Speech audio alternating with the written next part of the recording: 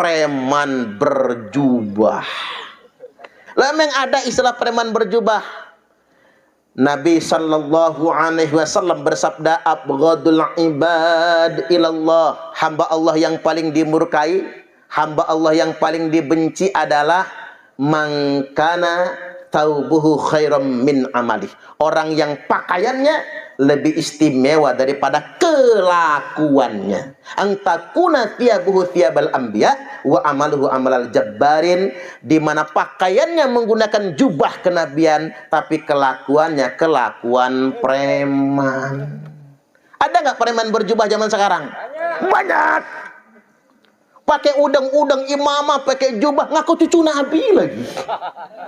Ngaku cucu Nabi, dalam darah aneh, mengalir darah Rasulullah, gawenya demo aja. Ini preman-preman berjubah. Kata Nabi, inilah yang paling dibenci oleh Allah. Yaz'umu annahu minni walaysa minni. Dia ngaku-ngaku anak cucuku, kata Nabi, walaysa minni, padahal dia bukan anak cucuku. Di mana sih yang banyak ngaku anak cucu Nabi, di mana? Indonesia. Laku aja di Indonesia nih Pak. Nang Mesir mah nggak ada yang begitu. Nang Arab Saudi nggak ada. Lakunya di mana? Indonesia. Tadi preman-preman berjubah. Tapi ingat, yang terkait dengan pungli ya.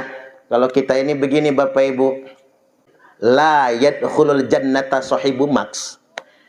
Itu banyak diartikan orang Wahabi pajak. Tidak akan masuk surga yang mungut pajak. Nah. Makanya orang Wahabi haram bayar pajak. Karena ada hadis itu tadi. Kalau yang masuk pajak itu masuk neraka, yang mengut pajak masuk neraka, bukan cuma orang dirijen pajak yang masuk neraka, Pak Kadus masuk juga, Pak. Pak Kadus bagiin PBB soalnya. Iya kan, Bu ya? Pak Kadus sama Pak RT itu bagi PBB itu. Nah, gawat ini. Itu nyebar loh di mana-mana ceramah bayar pajak itu haram, yang mengut pajak masuk neraka. Ya kalau begitu RT sama Kadus Indonesia Raya tercinta ini masuk neraka semua dong. Gara-gara hadis itu.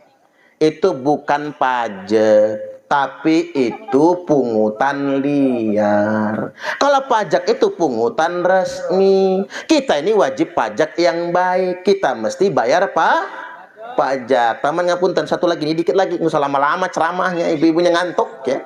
Kapan-kapan ngundang aja lagi ya. Begini Bapak Ibu, kita ini warga negara yang baik, tapi negara yang baik tidak akan membangun negaranya dengan pajak semata. Pajak itu cuma persentase Bapak Ibu.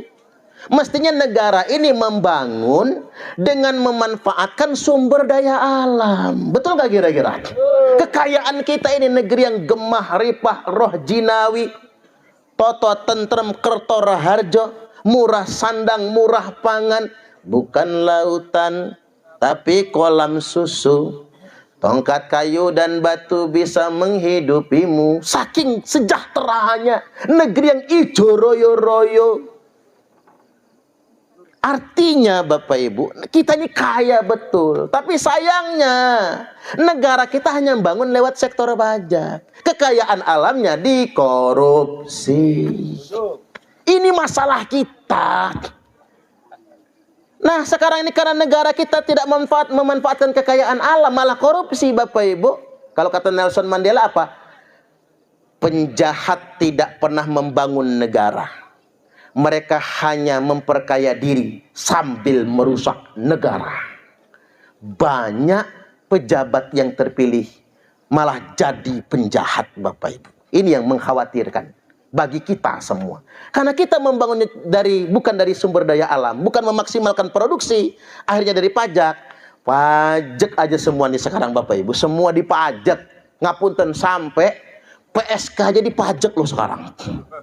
Jadi hati-hati yang suka jajan di PSK, nanti pas SPT namanya muncul. Namanya muncul.